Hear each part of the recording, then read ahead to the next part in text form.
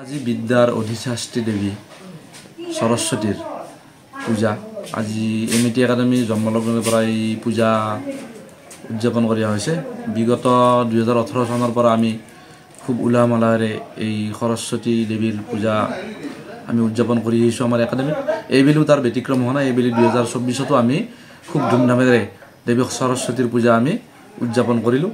এই চলি থকা যি উচ্চতৰ মাধ্যমিক চূড়ান্ত পৰীক্ষা যি চলি আছে, আজি ছাত্ৰ ছাত্ৰীসকলে দেৱীৰ ওচৰত সেৱা লয় প্ৰাৰ্থনা কৰি পৰীক্ষাৰ ভাল ফলাফলৰ কাৰণে তেওঁলোকে দেৱীৰ শ্ৰীচৰণত পুষ্পাঞ্জলি অৰ্পণ কৰে। আজি বিদ্যাৰ অধিষ্ঠাত্ৰী দেবী সৰস্বতীৰ পূজা আজি এমিটি একাডেমি জন্মলগ্নেৰ পৰা এই পূজা উদযাপন কৰা হয়েছে। বিগত 2018 সনেৰ পৰা আমি খুব উলাহ মালাহেৰে এই সৰস্বতী দেবীৰ পূজা আমি উদযাপন কৰি আহিছোঁ আমাৰ একাডেমিত। এইবেলিও তাৰ ব্যতিক্ৰম হোৱা নাই। এইবেলি 2024তো আমি খুব ধুমধামেৰে দেৱী সৰস্বতীৰ পূজা আমি উদযাপন কৰিলোঁ। এই চলি থকা যি উচ্চতৰ মাধ্যমিক চূড়ান্ত পৰীক্ষা যি চলি আছে, আজি ছাত্ৰ ছাত্ৰীসকলে দেৱীৰ ওচৰত সেৱা লয় প্ৰাৰ্থনা কৰি পৰীক্ষাৰ ভাল ফলাফলৰ কাৰণে তেওঁলোকে দেৱীৰ শ্ৰীচৰণত পুষ্পাঞ্জলি অৰ্পণ কৰে। আজি বিদ্যাৰ অধিষ্ঠাত্ৰী দেবী সৰস্বতীৰ পূজা আজি এমিটি একাডেমি জন্মলগ্নেৰ পৰা এই পূজা উদযাপন কৰা হয়েছে। বিগত 2018 সনেৰ পৰা আমি খুব উলাহ মালাহেৰে এই সৰস্বতী দেবীৰ পূজা আমি উদযাপন কৰি আহিছোঁ আমাৰ একাডেমিত।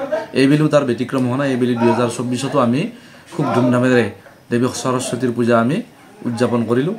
এই চলি থকা যি উচ্চতৰ মাধ্যমিক চূড়ান্ত পৰীক্ষা যি চলি আছে, আজি ছাত্ৰ ছাত্ৰীসকলে দেৱীৰ ওচৰত সেৱা লয় প্ৰাৰ্থনা কৰি পৰীক্ষাৰ ভাল ফলাফলৰ কাৰণে তেওঁলোকে দেৱীৰ শ্ৰীচৰণত পুষ্পাঞ্জলি অৰ্পণ কৰে। আজি বিদ্যাৰ অধিষ্ঠাত্ৰী দেবী সৰস্বতীৰ পূজা আজি এমিটি একাডেমি জন্মলগ্নেৰ পৰা এই পূজা উদযাপন কৰা হয়েছে।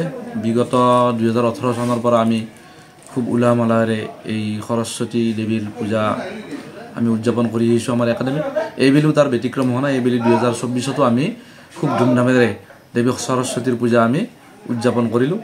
এই চলি থকা যি উচ্চতৰ মাধ্যমিক চূড়ান্ত পৰীক্ষা যি চলি আছে, আজি ছাত্ৰ ছাত্ৰীসকলে দেৱীৰ ওচৰত সেৱা লয় প্ৰাৰ্থনা কৰি পৰীক্ষাৰ ভাল ফলাফলৰ কাৰণে তেওঁলোকে দেৱীৰ শ্ৰীচৰণত পুষ্পাঞ্জলি অৰ্পণ কৰে। আজি বিদ্যাৰ অধিষ্ঠাত্ৰী দেবী সৰস্বতীৰ পূজা আজি এমিটি একাডেমি জন্মলগ্নেৰ পৰা এই পূজা উদযাপন কৰা হয়েছে।